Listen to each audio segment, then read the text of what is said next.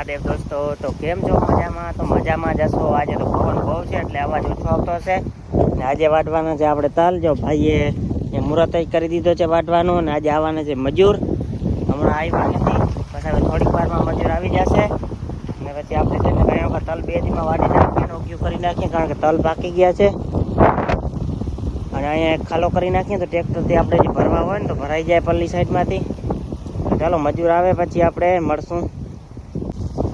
દોસ્તો, અત્યારે મજૂર આવી ગયા છે અને અહીંથી અમે 2 ભાઈ ધીમે ધીમે થોડાક વાઢ્યા છે તો ટોલી ભરી નાખીએ.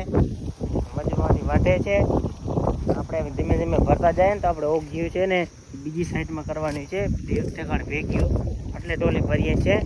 ચાલો ફટાફટ ટોલી ભરી નાખીએ. તો અત્યારે ઓગ્યું બનાવવાનો ચાલુ છે. જો આટલી ઓગી બનાવી છે, કેટલી 9 ઓગી બની છે.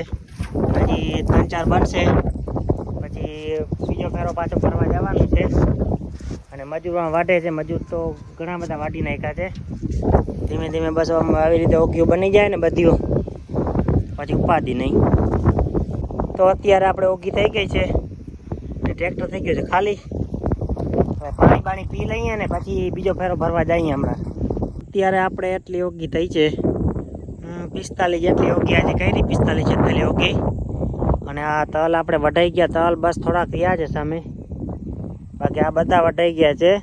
અને સવારે મજૂર આવે ને એટલે સીધા આવે. કાલે મજૂરને ઓગીઓમાં જ વળગાવવાના છે, કારણ કે આજે તો બધા વઢાવ્યા છે, થોડાક વહીતા છે તો થોડાક મજૂર વાટી નાખશે. અને બીજા મજૂરને આપણે ઓગીઓમાં વળગાવીએ તો આમાં બધીમાં ઓગી થઈ જાય.